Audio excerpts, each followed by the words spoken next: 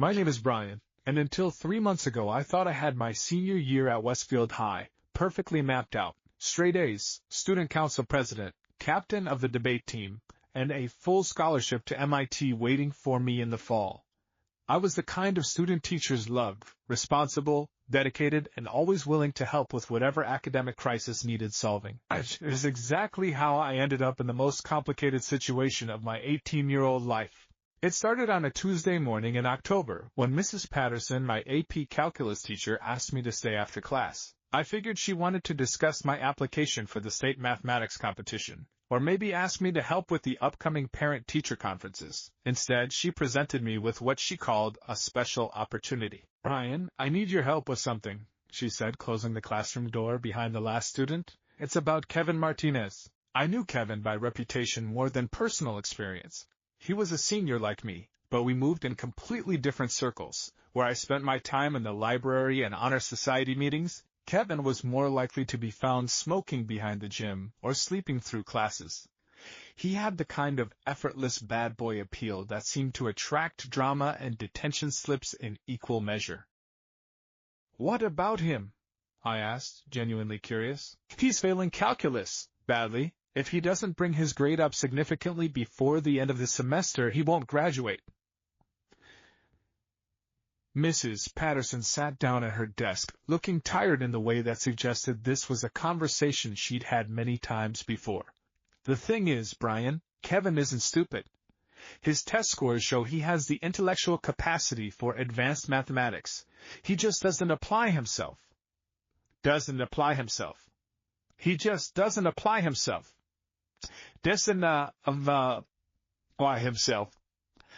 Rahis, so far as I should zone. Okay, but what does that have to do with me? I want you to tutor him." I blinked. "Mrs. Patterson, I'm already tutoring 3 other students, plus I have my own course load to manage. I don't think I have time to." "This would be different," she interrupted. "The school district has a new program for at-risk students. If you agree to be Kevin's designated academic mentor for the rest of the semester, it counts as an internship credit. Plus, there's a monetary stipend involved, $500, if you can help him achieve a passing grade." $500 was nothing to sneeze at, especially for a kid whose family was counting on scholarships to make college affordable. But more than the money, something about the challenge intrigued me. I'd always been good at breaking down complex problems into manageable pieces. Maybe Kevin Martinez was just another equation that needed solving. "Has anyone asked Kevin if he wants a tutor?"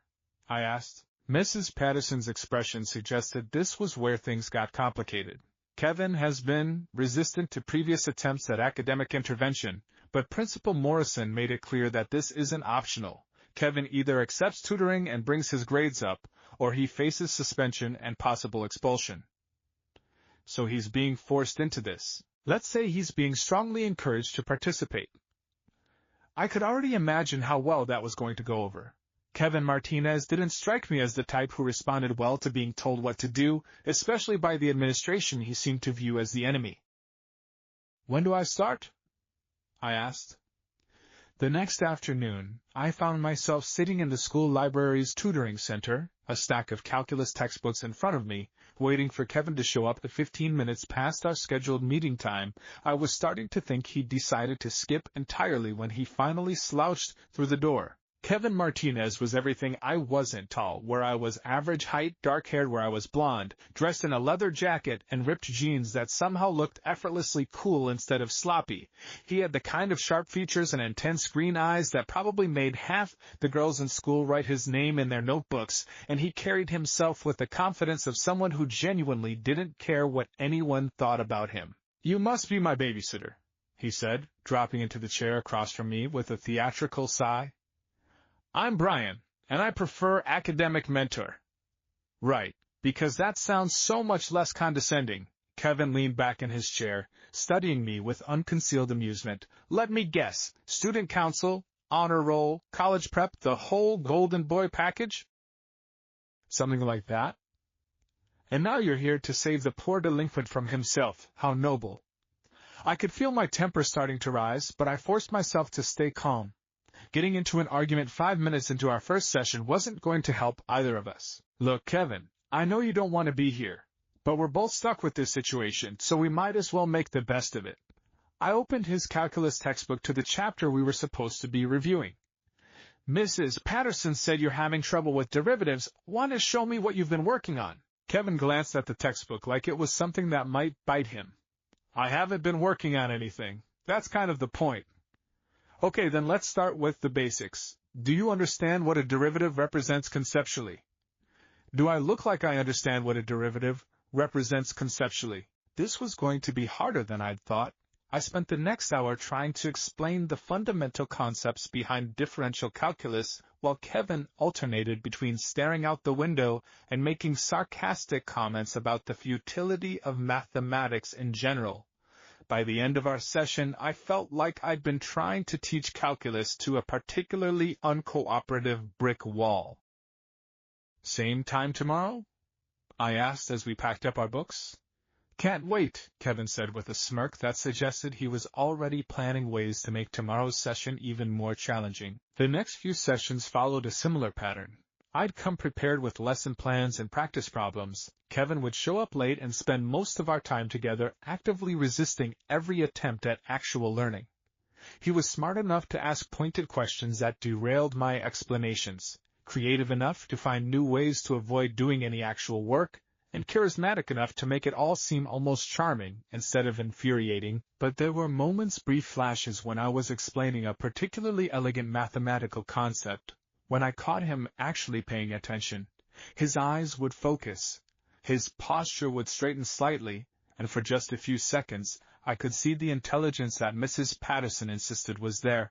You're not as stupid as you pretend to be, I told him after a week of sessions where he'd finally solved a derivative problem correctly before immediately claiming it was a lucky guess. And you're not as uptight as you pretend to be, he shot back. I saw you crack a smile when I made that joke about the asymptote. It was a terrible joke. But you still smiled. He was right, and that bothered me more than it should have. Kevin had a way of finding the cracks in my carefully constructed facade, moments where my natural personality slipped through the responsible student leader persona I'd spent years perfecting. 2 weeks into our tutoring arrangement, Kevin dropped the bombshell that changed everything. I have a proposition for you, he said, closing his textbook with a dramatic flourish. If it involves doing less math, I'm not interested. Actually, it involves doing more math, much more. Kevin leaned forward, his green eyes bright with mischief. I'll make you a deal, Brian. I'll do every assignment, show up to every session on time, and actually try to learn this stuff. Okay, what's the catch? The catch is that you have to be my boyfriend. I stared at him. What? You heard me. Fake boyfriend, obviously. For the rest of the semester, you help me maintain the illusion that I'm dating the golden boy of Westfield High, and I'll become the model student you're trying to turn me into. Kevin, that's insane. Why would you even want that? Kevin's expression became more serious, though the playful glint never quite left his eyes. Let's just say it would solve some problems for me. And before you start panicking, I'm not asking you to actually do anything. Just let people see us together. Maybe hold hands in the hallway occasionally, show up to a few social events as my date. Easy acting job. And if I say no? Then I go back to failing calculus and you don't get your $500 or your precious internship credit. I should have said no immediately. The whole idea was ridiculous, complicated, and potentially disastrous for my reputation.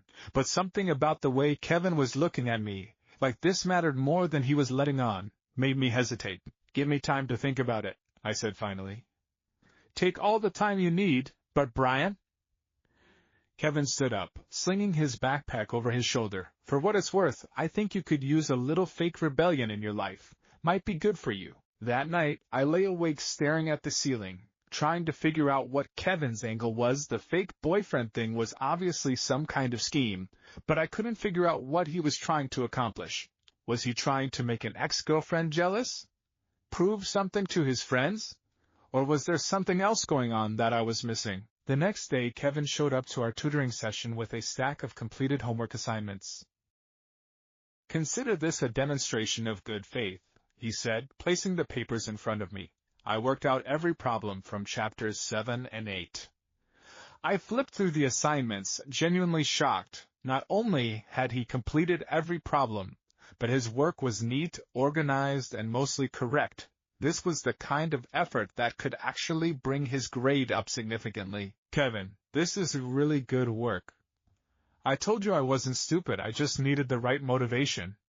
And the motivation is me pretending to be your boyfriend, among other things. Kevin sat down across from me, his expression more serious than I'd ever seen it. Look, Brian, I know it sounds crazy, but there are reasons I need people to think I'm dating someone like you, someone safe, respectable, above reproach. What kind of reasons? Kevin was quiet for a long moment, seeming to wrestle with how much to reveal. Let's just say my family has some old-fashioned ideas about who I should be dating. Having a boyfriend like you would complicate their expectations in useful ways. There was something in his voice that suggested layers of complexity I didn't fully understand, but the homework in front of me was proof that he was serious about his end of the bargain. How long? I asked. Rest of the semester, 3 months, tops. And what exactly would this fake relationship involve? Nothing too dramatic. We eat lunch together sometimes, I walk you to class occasionally, maybe we show up to a school dance or two. Think of it as performance art. I looked at the calculus homework again, then at Kevin's face. There was something vulnerable underneath his confident exterior, something that made me think this was about more than just academic motivation. Okay, I said, but we need ground rules. Kevin's face lit up. Name them. First, no one can know it's fake. If we're doing this, we do it completely. No half measures that could blow our cover. Agreed. Second, you actually have to keep up your end academically.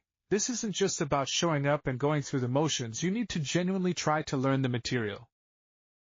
Done. And third, I hesitated, then forged ahead. If either of us wants out, we end it immediately. No questions asked. Fair enough. Kevin extended his hand across the table. Partners? I shook his hand, feeling like I was sealing a deal with consequences I couldn't possibly predict. Partners. The transformation in Kevin's attitude toward academics was immediate and dramatic. He started showing up to our tutoring sessions early, came prepared with questions about concepts he didn't understand, and actually engaged with the material instead of fighting it every step of the way. But it was the fake relationship that proved to be the real challenge. It started small. Kevin walking me to my AP history class, the two of us eating lunch together at a corner table in the cafeteria. The reaction from our classmates was immediate and intense. Brian Matthews and Kevin Martinez together was apparently the kind of unexpected pairing that set the school's gossip network on fire. Is it true you're dating Kevin Martinez? My best friend Sarah cornered me at my locker the morning after Kevin had very publicly carried my books to first period. Where did you hear that? Where didn't I hear that? It's all anyone's talking about. Brian, are you serious about this? Kevin Martinez is what? Sarah looked uncomfortable. He's just not your type. I mean, he's kind of a troublemaker, isn't he? And you're so what? So perfect. You have your whole future planned out. Why would you get involved with someone who could mess that up? It was a fair question, and one I was asking myself constantly. But as the days passed, I found myself looking forward to our fake relationship moments more than I should have. Kevin was surprisingly easy to be around when he wasn't actively trying to sabotage our tutoring sessions. He was funny, intelligent in ways that had nothing to do with academic performance, and he had a perspective on the world that challenged my carefully organized. You know what your problem is, Kevin said one afternoon as we sat together in the courtyard, supposedly studying but actually just talking. I have a problem? You're afraid of making mistakes. You've got your whole life planned out so carefully that there's no room for spontaneity or discovery or anything that might knock you off your predetermined path. There's nothing wrong with having goals and working toward them. I'm not saying there is, but what if the path you've chosen isn't actually the one that would make you happy? What makes you think I'm not happy? Kevin looked at me with those intense green eyes, because truly happy people don't need to have everything planned out 3 steps in advance. They're comfortable with uncertainty. And you're comfortable with uncertainty? I'm comfortable with chaos. There's a difference. These conversations became a regular part of our routine. Kevin would challenge my assumptions about success and responsibility, and I'd push back with arguments about the importance of hard work and planning. But underneath the philosophical debates, something else was developing. A genuine friendship that felt more real than the fake romantic relationship we were supposed to be performing. The physical aspects of our fake relationship were more complicated than I'd anticipated. Holding hands in the hallway felt surprisingly natural, but it also sent confusing signals through my nervous system. When Kevin put his arm around me during lunch or kissed my cheek when he thought people were watching, I found myself responding in ways that had nothing to do with acting. "You're really good at this," Kevin said one afternoon after a particularly convincing display of affection in front of a group of my honor society friends. "Good at what?" "The boyfriend thing.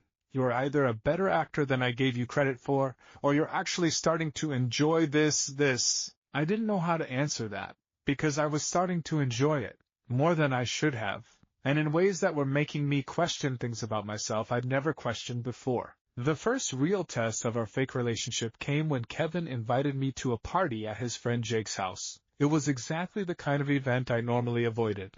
Loud music, underage drinking, the sort of chaotic social scene that felt foreign and slightly dangerous to someone who spent most of his free time studying. "You don't have to come," Kevin said when he saw my hesitation. "I just thought it would be good for people to see us together outside of school." "No, you're right. If we're doing this, we should do it completely." The party was everything I'd expected, and worse. The music was so loud I could barely think. The air was thick with cigarette smoke and other substances I preferred not to identify, and most of the people there looked at me like I was an alien who'd wandered into their natural habitat. But Kevin stayed close to me all evening, introducing me to his friends with obvious pride, making sure I had something to drink, non-alcoholic, since he knew I didn't drink, and generally treating me like I actually was his boyfriend instead of just someone playing a role. "Having fun?" he asked during a brief lull in the music. "It's different from what I'm used to." "Different good or different bad?" I looked around the room, at the couples making out on the couch, the group playing beer pong in the corner, the general atmosphere of controlled chaos that seemed to define Kevin's social world. "Different, interesting," I said finally. Kevin smiled, and there was something genuine and warm in his expression that made my chest tight. "I'm glad you came." "Me too." When a slow song came on, an incongruously romantic ballad in the middle of all the chaos, Kevin took my hand and led me into the makeshift dance area in Jake's living room. "We don't have to do this," I said, suddenly self-conscious about dancing with another guy in front of a room full of people. "It's fine," Kevin said, pulling me closer. "Just follow my lead." Dancing with Kevin felt nothing like the awkward slow dances I'd endured at previous school events. He was confident and graceful, leading me through simple steps while maintaining just enough distance to keep things appropriate, but close enough that I could smell his cologne and feel the warmth radiating from his body. "You're full of surprises," I murmured. "How so?" "I didn't know you could dance." My mom made me take lessons when I was younger, said every gentleman should know how to properly escort a lady to the dance floor. Kevin's voice carried a slight edge when he mentioned his mother, and I remembered his earlier comments about family expectations. "Kevin, can I ask you something?" "Shoot." "Why is this fake relationship thing really so important to you? And don't give me some vague answer about family complications. What's really going on?" Kevin was quiet for so long that I thought he wasn't going to answer. When he finally spoke, his voice was low enough that only I could hear him over the music. "My parents think I'm dating Lisa Chen." Lisa Chen was a junior, an overachiever like me, and exactly the kind of girl any parent would be thrilled to have their son bring home. "Are you?" "No, but they think I am because I let them think I am, and Lisa's been playing along because her parents love the idea of her dating a Martinez." "I'm still not following." Kevin sighed. "My family has money, Brian, old money, the kind that comes with expectations about who you marry and what kind of life you build. They've been pushing me toward Lisa because she fits their image of an appropriate daughter-in-law." "And you don't want to date Lisa?" "I don't want to date any girl." The admission hung between us, suddenly making everything about our arrangement much clearer and much more complicated. "Kevin. I'm gay, Brian. Have been since I figured out what the word meant, but my family, Let's just say they wouldn't exactly throw a pride parade if they found out. I stopped dancing, staring at him. So this fake relationship with me gives me an excuse to break things off with Lisa while also proving to anyone who might be watching that I'm definitely not interested in girls. 2 birds, 1 stone. But what about your family? If they have a problem with you being gay, won't dating me just create a different set of problems? Kevin's smile was sardonic. Oh, it absolutely will. But those are problems I'm ready to deal with. Lisa's situation was just postponing the inevitable. The song ended, but we stayed close together, the noise of the party fading into background as I processed this new information. Is that why you've been such a problem student? Because you're dealing with all this family pressure? Part of it. Hard to focus on calculus when you're spending most of your energy pretending to be someone you're not. I understood that feeling more than I wanted to admit. For the past month, I'd been questioning things about myself that I'd never questioned before. The way I felt when Kevin smiled at me, the way my heart raced when he touched me, the growing certainty that what had started as acting was becoming something much more real and complicated. Kevin, I need to tell you something. Yeah? Before I could lose my nerve, I leaned closer and said quietly, I don't think I'm pretending anymore. Kevin's eyes widened. What do you mean? I think I might actually have feelings for you. Real feelings, and I don't know what to do about that, because I've never felt this way about another guy before. For a moment, neither of us spoke. The party continued around us, but it felt like we were in our own private bubble, suspended in a moment that could go either way. Brian, Kevin said finally, his voice rough with emotion, are you saying what I think you're saying? I'm saying that somewhere along the way, this stopped being fake for me. I look forward to seeing you every day. I like the way you challenge me, the way you make me think about things differently. I like holding your hand and having people think we're together because part of me wishes we actually were. Kevin stared at me for a long moment, and I couldn't read his expression. Then, without warning, he cupped my face in his hands and kissed me. It wasn't the performative kiss we'd shared a few times for the benefit of observers. This was real, urgent, full of weeks of suppressed attraction and emotional tension. When we finally broke apart, we were both breathing hard. I've wanted to do that since our second tutoring session, Kevin whispered. Really? Really? You were explaining derivatives with this intense concentration, and all I could think about was how much I wanted to kiss that serious expression right off your face. I laughed, feeling giddy and terrified and more alive than I'd felt in months. So what do we do now? Now we stop pretending and see what happens when this is real. The transition from fake relationship to real relationship was surprisingly seamless. We'd already established patterns of spending time together, already knew how to navigate the physical aspects of being a couple, already had inside jokes and shared experiences that felt authentic. But there were also new challenges. Kevin's academic improvement continued. But now I was tutoring my actual boyfriend instead of just someone I was helping for credit.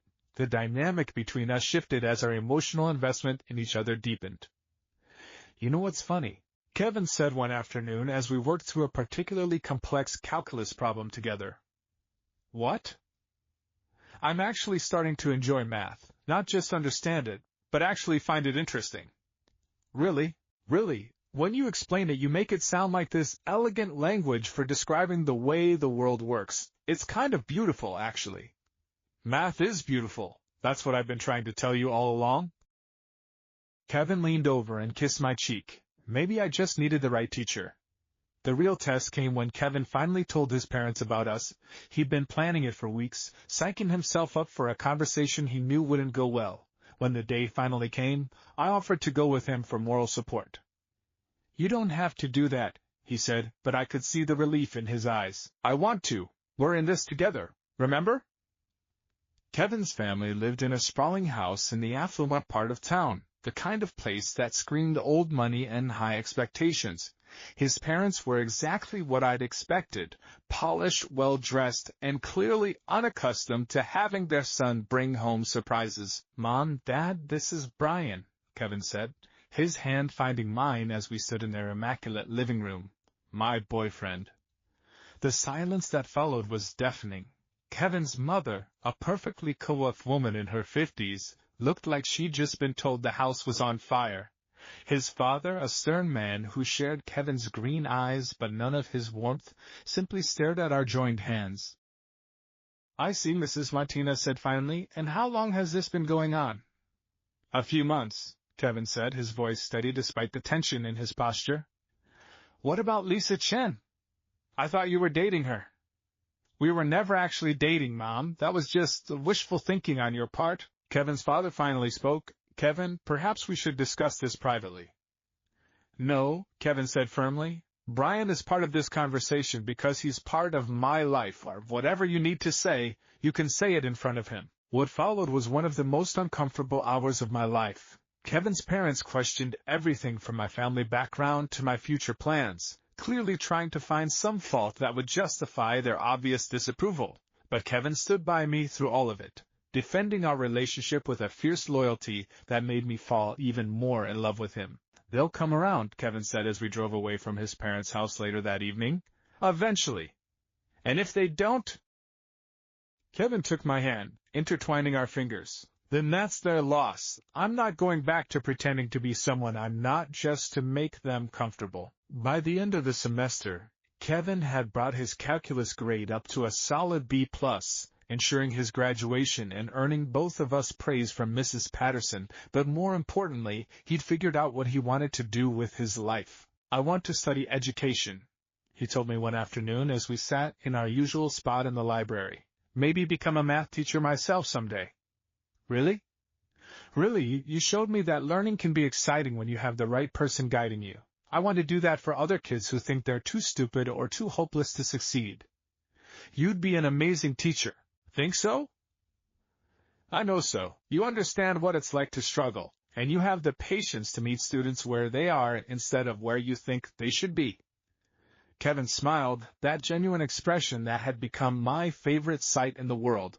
"Look at you, turning a fake tutoring arrangement into a real career revelation. Look at you, turning a fake boyfriend into a real one. Best trade I ever made." As graduation approached, people asked us constantly about our plans for college and whether we'd be staying together. Kevin had been accepted to the State University's education program, while I was still heading to MIT as planned. It meant we'd be 3,000 miles apart, but somehow that didn't seem as insurmountable as it might have a few months earlier. "Long-distance relationships are hard," Sarah warned me as we cleaned out our lockers on the last day of school. "I know, but what Kevin and I have is worth fighting for." "You really love him, don't you?" I thought about the question seriously. 3 months ago, I would never have imagined myself in love with anyone, let alone someone as different from me as Kevin Martinez, but he challenged me to be braver, more spontaneous, more open to possibilities I'd never considered. "Yeah," I said finally, "I really do." That night, Kevin and I sat on the hood of his car in the school parking lot, looking up at the stars and talking about everything and nothing. "Any regrets?" he asked, echoing a conversation we'd had weeks earlier. "About what?" "About agreeing to my crazy fake boyfriend scheme. About falling for a delinquent who disrupted your perfectly planned life." I thought about everything that had changed since that first day in the tutoring center. I was still the same academically driven person I'd always been, but I was also braver, more flexible, more willing to take emotional risks. Kevin had taught me that sometimes the best things in life come from the most unexpected places. "No regrets," I said, taking his hand. "Although I should probably mention that you were never actually a delinquent. Delinquents don't have the work ethic to bring their calculus grade up from failing to B+ in one semester. And you were never actually uptight. Uptight people don't agree to fake date someone just to help them learn math." "So what does that make us?" Kevin leaned over and kissed me, soft and sweet and full of promise. Perfect for each other. As we sat there holding hands under the stars, I marveled at how wrong my original assessment had been. Kevin Martinez hadn't been a problem that needed solving. He'd been a person who needed understanding, and in the process of helping him discover his potential, he'd helped me discover parts of myself I never knew existed. Sometimes the best equations are the ones you never see coming.